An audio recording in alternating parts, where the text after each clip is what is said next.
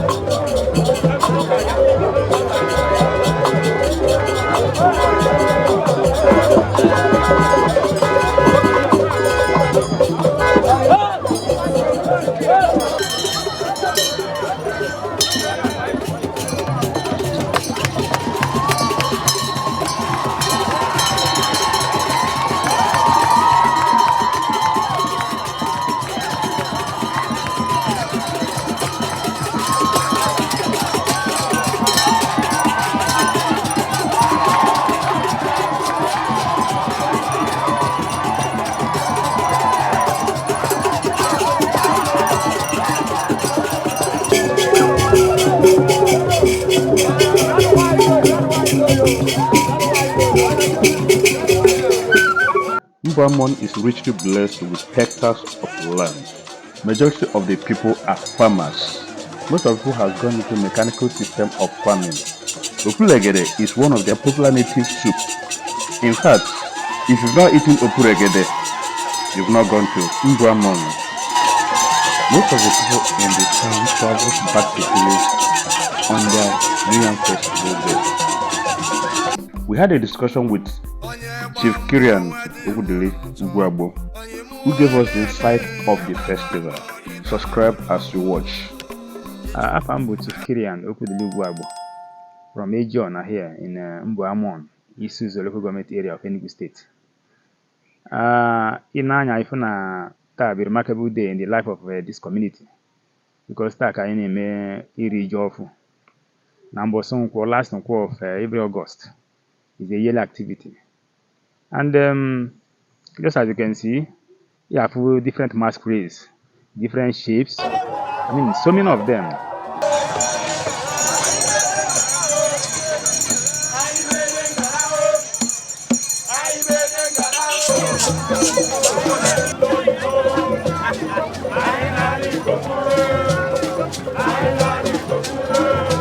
You see, people are happy. We are celebrating that, and you hear the news that na taka anime joyful, like I said.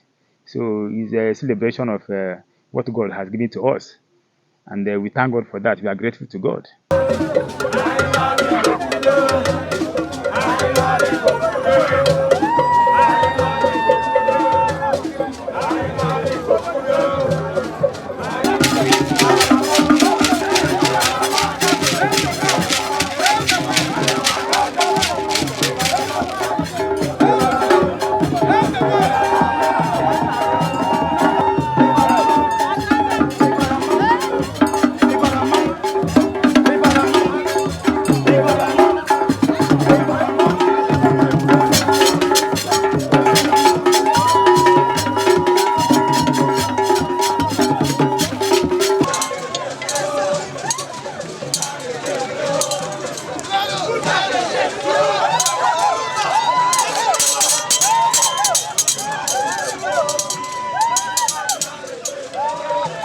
You have a lot of people are here. You have a remarkable population of people, influx of other persons from far and wide, from different communities, states, and so on. Maka you have here I name.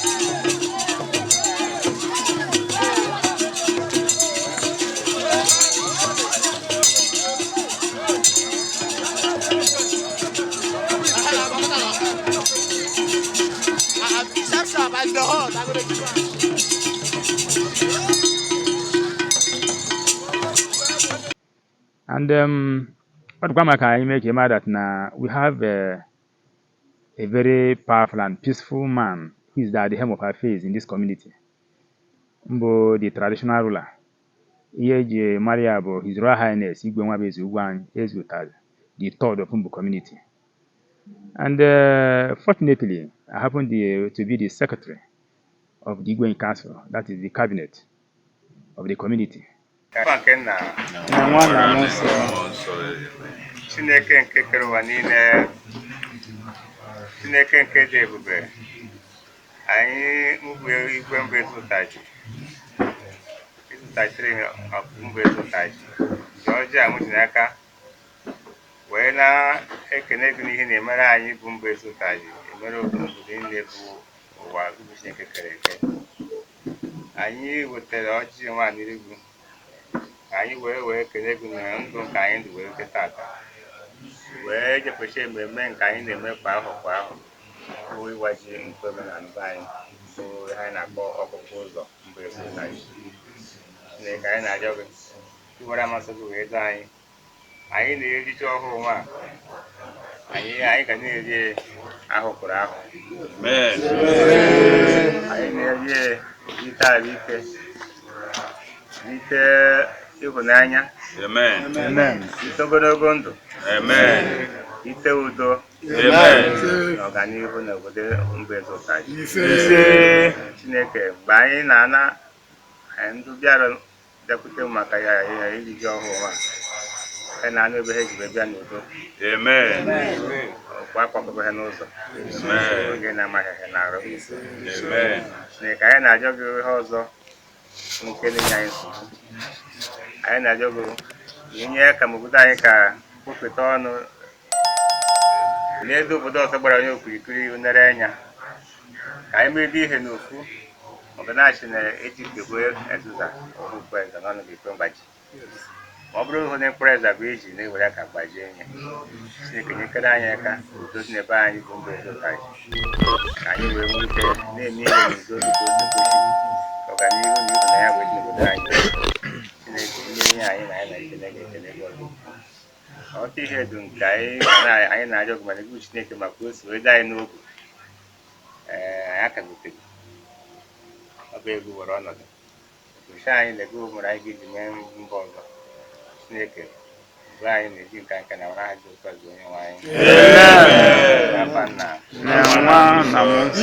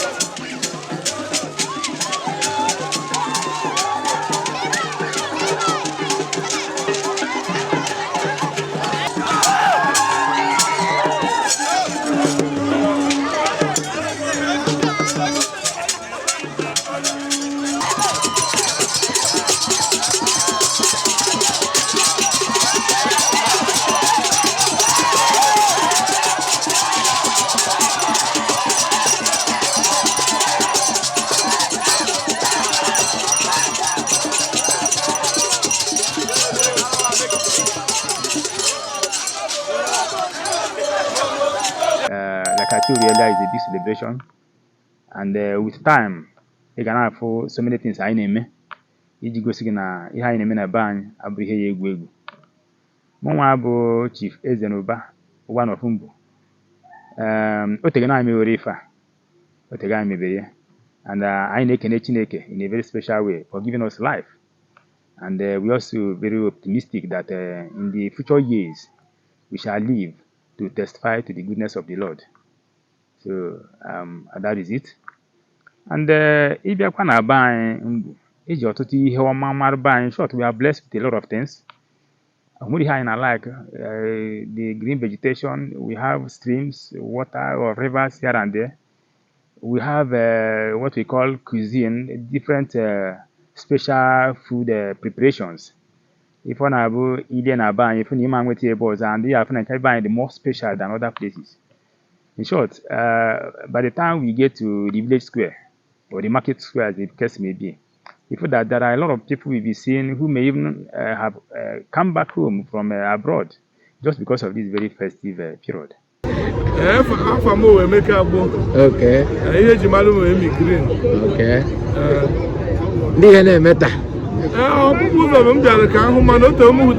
42 years. 42 years, it got that one. It got that one.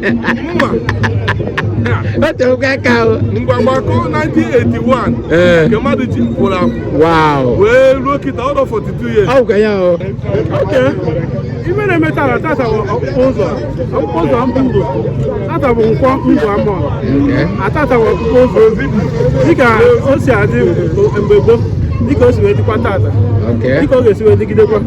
They ain't one none of the diaspora got no ever. I know what I don't spell out. I don't say a lot, but I believe that I have some of clips. Clips, I get okay. So I know they may have that local goes now. Okay, make characters with metata. What can I go also? I am Matis. Do Chikaroma. Chidon. Dallas. Another circle. Yeah, Benatawa Ikenechuku, the cyclic movement of life. Every civilization where a stage for productivity and life. It's not anything diabolical or something. We are just praising God for another harvest. Thank you. Ununaya nob gaije meha. Ai no nenko MBU AMON. Tanwa bokupo zobai. Yes. And no kupo zobai Benjamin to Isi-Uzo as even ENUGU state as a whole. Ununaya undu neba now.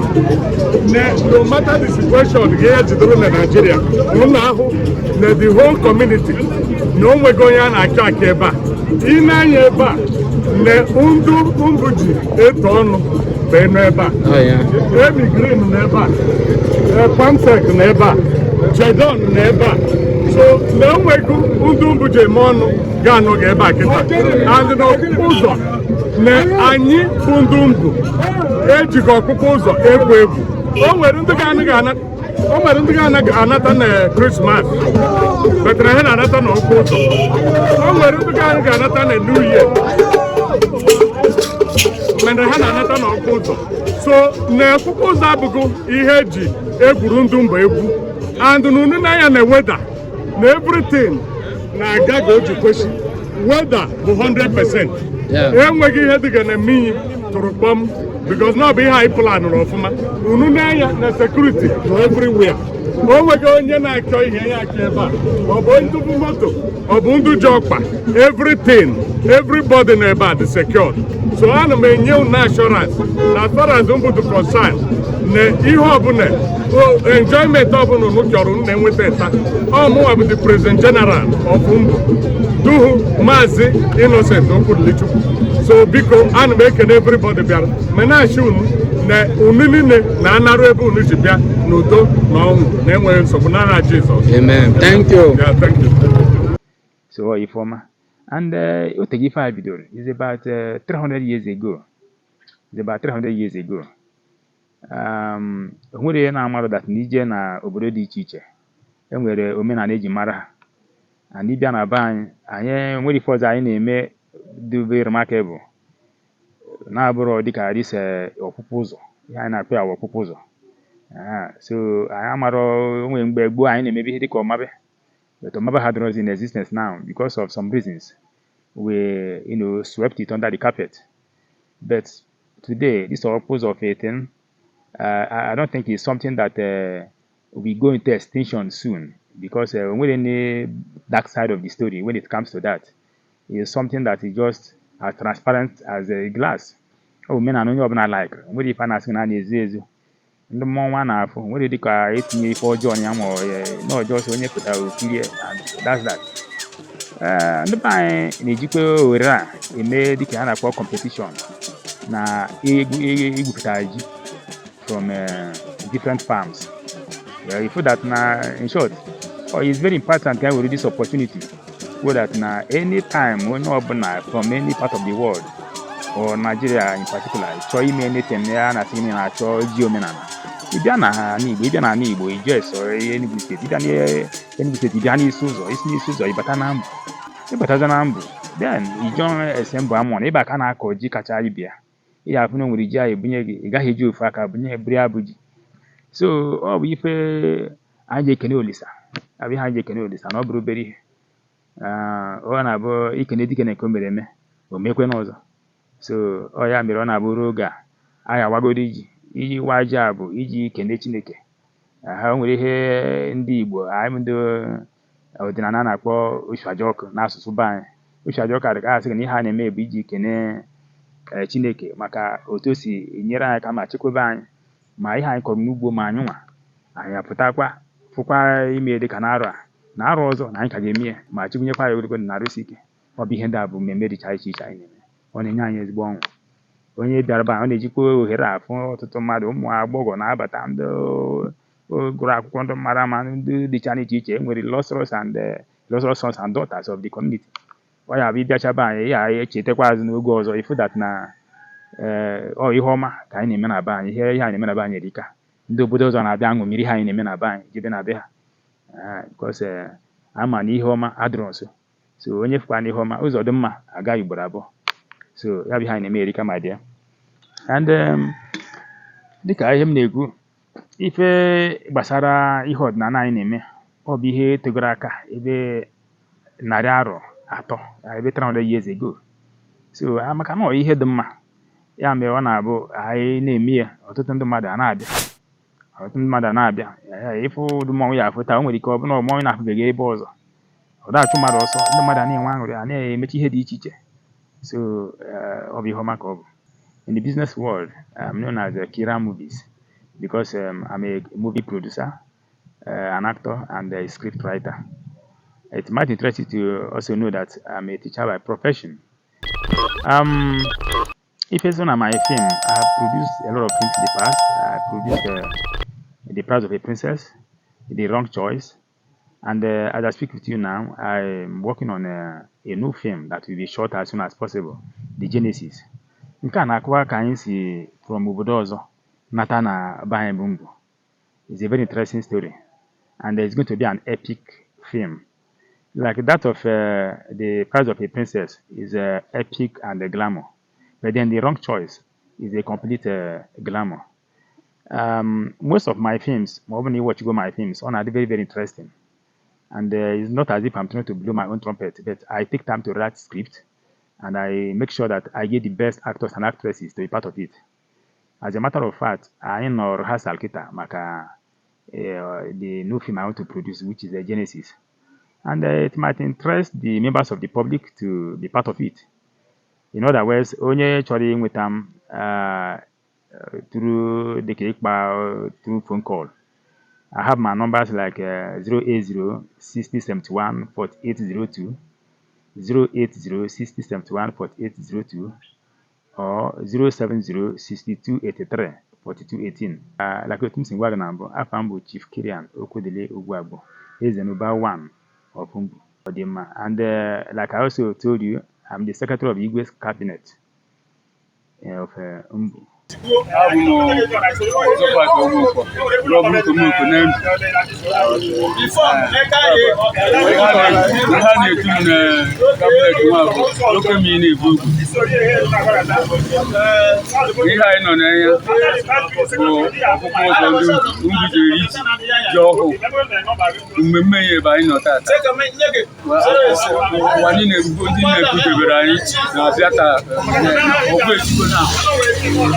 Onye ọbụla ga-abịa were anya anya kete ihe na-eme n'obodo nwata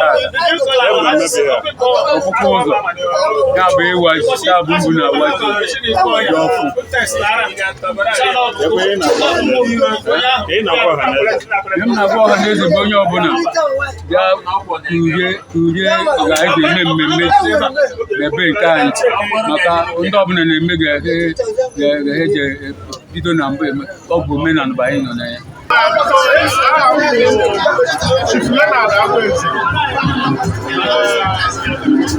Onye ka o so Oluwa na and the traditional prime minister Ono